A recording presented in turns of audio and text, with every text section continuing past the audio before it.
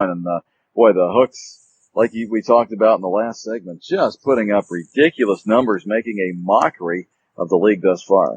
Yeah, 4 guys going yard. That's a big day. They continue to hit the ball. We're gonna have to figure out what we got to do to knock the Hooks out. It looks like the rest of the league, it's anybody can beat anybody on any given day, but right now the Hooks are up there on the top of that totem pole. So guys, challenge out there. Let's go get them. Let's take them down.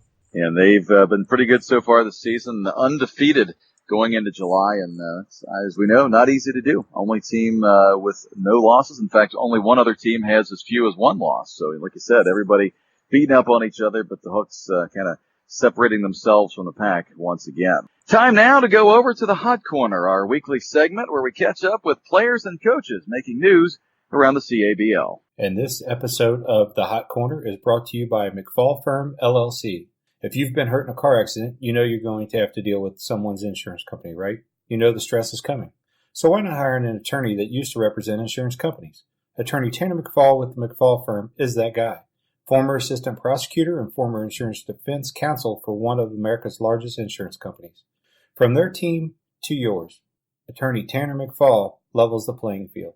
Give McFall a call, 513-469-0888.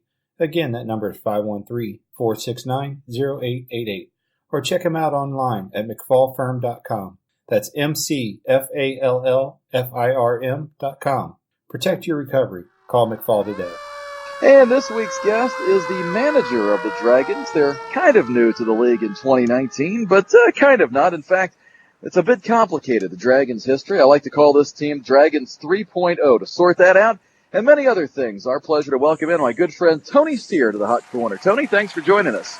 Thanks for having me, gentlemen. Appreciate it. Thanks, well, Tony, we talk about your Dragons team kind of being new to the league this year. Let's give a little back history for those that haven't been in the league as long as you and I have. I know you started about the same time I did, and that Dragons team kind of came to being back in around, I'm going to say 2004. Wasn't it Jim Schumacher, maybe a couple other guys that birthed that thing? Yeah, 2003 and 4, I believe, they started it, and it only ran for a couple years, and it fell apart. Yeah, you guys had, I think it kind of spawned off from, there was a team called the Outlaws, I think, when I first started, and the Schumacher and a couple of those guys got the Dragons going. It went a couple of years. Some of those guys went their other ways. After the first run of the Dragons, around 05-06, you went off to play somewhere else, right? Yeah, I actually ended up playing on the Rockies with Vic for a couple seasons, and then I made the decision to bring the Dragons back and manage it myself. So hindsight's 20/20, right?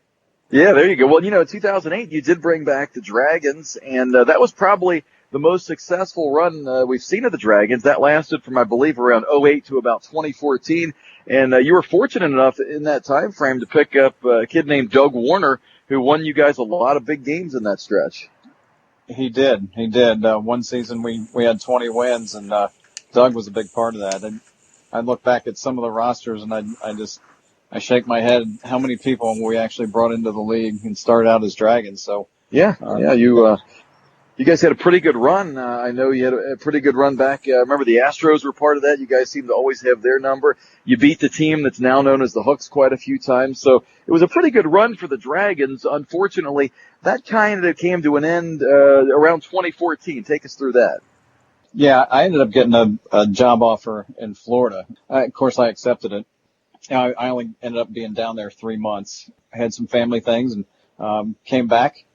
I think I played for another team for a year, but then I ended up bringing them back again. So you came back around. I think when you playing for Ryan Meese for a year or two, and then after that, it looked like Ryan was heading his separate way after 2018. Bring us through the mindset of bringing back the Dragons. I guess, as I said earlier, 3.0, bringing back the Dragons this time around. Tell me how that kind of materialized. Well, I wanted to continue to play. Obviously, I probably shouldn't be playing in the 25 and over league. I'm twice that, but I wanted to continue to play and bring back the Dragons because my son was eligible this year. So this is the first season I'm able to play with my son. So I really wanted to, manage the team, so I could just get him in and get him acclimated. And that has to be a thrill playing with your son. And for those of you who don't know Tony, I tell him this all the time. You do not look old enough to have a 25-year-old son. Tony's son, Kyle, playing for the Dragons. How's he enjoying the league and playing with his old man? Well, he loves it. And it's kind of a running joke. The very first scrimmage game we had, he started a little trend, and now it's Coach Dad.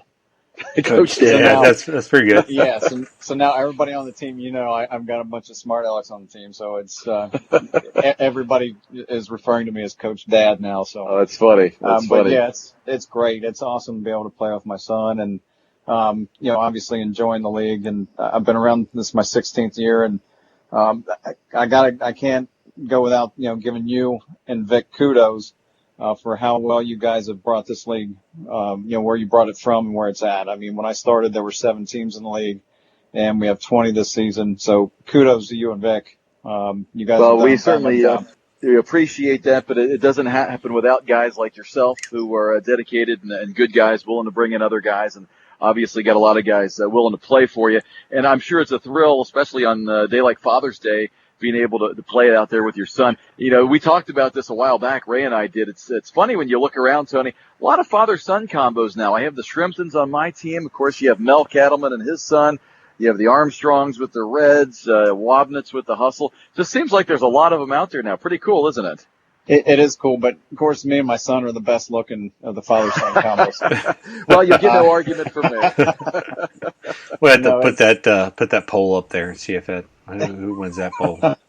I'm going to get plugged for that one, I'm sure. Yeah, Coach Dan is going to be hearing that one when the guys hear the podcast. And Tony, you've been around a long time. You've seen a lot of things in 16 years in this league, including a few times around with the Dragons. Tell me about maybe some of your more memorable moments in your 16 years in this league. Do I really have to? It's when we beat the Yankees. Yeah. There we I go. remember the night. We want to hear all about that. Start from the beginning. Make sure you drag it out. Work it all the way to the end. Next question.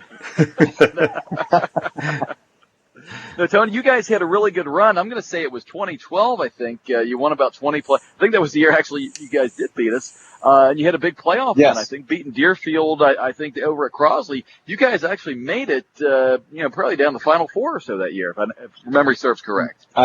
We did. And again, that was the peak of the Dragons. We had Doug Warner. I had a guy named Brandon Lloyd, Danny Weissong. Yes, I had Todd Hoffler, Todd and Brandon Evans. They both play for the Bulls right now. So we had a really strong team and had a great run that year. That was a lot of fun. Yeah, I do. I remember that team well. All those names you just mentioned, a lot of good ball players in there. Now let's talk about your current team a little bit. You were able to keep some of the guys from that Pirates team last year. Guys asked me, what happened to the Pirates? Who are the Dragons? And I said, well, it's kind of some of the Pirates last year. Tony brought some of the guys on, but you were able to bring, not only your son and maybe some new guys, but maybe some of the older guys that were with the Dragons previously. I only ended up with a couple of the original Dragons, Steve Reilly and Chad Moore, who Chad's out for the rest of the season. He had some minor surgery, but Steve's still playing with me. And really, that's it for the original guys. Not a lot of them. So most of them were already committed, so I couldn't get a lot of them on the team. So Tony, a few years ago, did you when you guys had one of the runs of the Dragons, was it, Jason? I think you mentioned it already. Maybe some of the old White Sox, maybe from the Kentucky area or something, was on there. Did Blake Jordan play with you guys at one point? Yeah, I had Blake 1 or 2 seasons, and Jim Schumacher had played with me again 1 year. Yeah, we had a mishmash. I mean, I don't know how many people I brought into the league, probably at least 2 or 3 teams worth, but yeah, we had some really good ball players. Yeah, I've been trying to work on Blake to get back into it and come back out and play. So yeah, Blake and I played together in high school. Yeah, we played together in high school, and he coaches baseball over at Dixie, and with me coaching over at Highlands, we run into each other every once in a while. So yeah, he got us. He actually got us a field in Ryle, I think, for a while.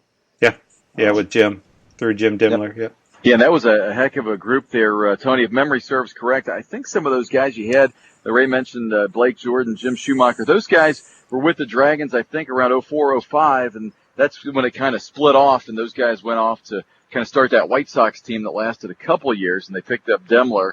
I think those were the couple of years you were with the Rockies, and then kind of reassembled back in 08. I think it's how that all went. Yes. Yeah, that's pretty accurate.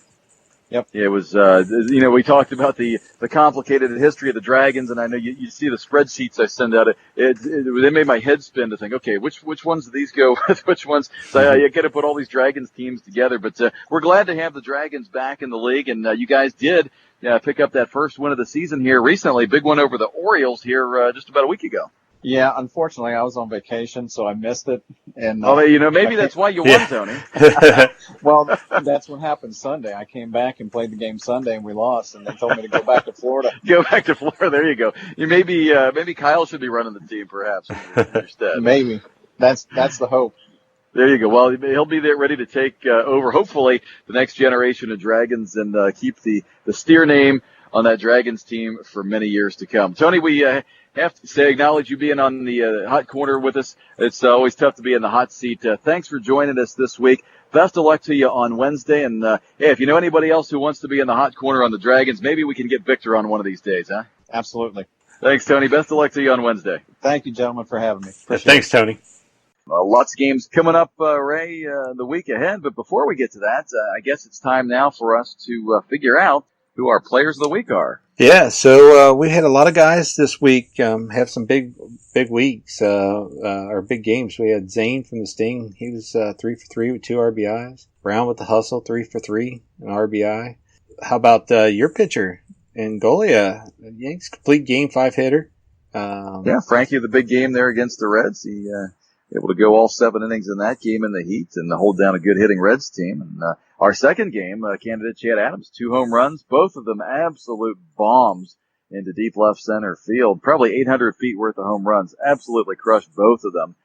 So Chad would certainly be a candidate as well from our side. Yeah, I mean, we had a couple other guys again, just like that. We said we got one. We had one that Murph actually had a good day, 3 for 4, 5 RBIs. Frank from Mudcats, 4 for 4, 2 RBIs, 2 doubles. Crosby from the Bulls, complete game. No earned runs, 4 hits, I think it was. But the next guy I'm going to mention is I think it's my pick this week for Player of the Week. I think with all this, I think we're going to go with 2 players of the week, from, what we were discussing. But I think mine is going to be Dorian West from the Tigers, 3 for 3 with an inside the park home run, a triple and 3 RBIs. So what a day. What a day. That's an exciting play, an inside the park home run. You don't see those very often for sure. And my player of the week, well, I'm going to be a homer for saying this. I'm going to have to go Chad Adams. 2 long home runs in that 13-0 win over the Braves. Absolutely crushed both balls. And Chad staying hot. He had a big double to break the tie in the first game against the Reds. We were 2-2 going to the bottom of the 6th, and Chad's double broke open the tie in that game, and he continued his hot hitting in that second game with the 2 home runs. So there you have it. Players of the week, Dorian West of the Tigers, Chad Adams of the Yankees. And lots of good candidates this week, so keep them coming, guys. Hopefully we'll get to see more of them next week. And I think, Ray, we've gotten players of the week from a good chunk of the teams so far in the league this year. Yeah, we've been able to spread it out pretty good over the season so far. So I like to see that. And maybe guys are playing a little extra hard to get their name out here on the podcast and have all these dozens and dozens of people listening to it. So yeah, well, sounds good. Well, we've got a lot of games in the book from last week, and looks like we've got a lot to look forward to in the week coming up, Ray. 10 games coming up on Sunday and another 10 on Wednesday the 10th. And looking at Sunday, you got a game up in Springboro between the Meridians and Mudcats, a couple teams that played last year out at Sycamore a couple times. The Orioles and the Knights had a good series last year. They're playing out at Heritage. That should be a pretty good ball game as well. The Orioles and Knights, I believe, I think split last year. I think maybe the Knights may have taken the rubber game, but should be a good matchup there up at Heritage Park. Yeah, that'd be another good one. We got the you guys are taking on the Dayton Braves at Franklin, and how about the Reds and the Flying Tigers? Flying Tigers have been a tough team and playing hard, and they play the Reds at Loveland. And it's always a tough game when you have to go out there and play at Loveland. Flying Tigers can be tough depending on which guys show up. It's kind of a Jekyll and Hyde team at times, but boy, if they get the right guys show up, that can be a tough game on you. Hooks and Hustle, one of the better matchups probably of the week out of McNicholas High School. Whenever those teams get together, always pretty tight ball game.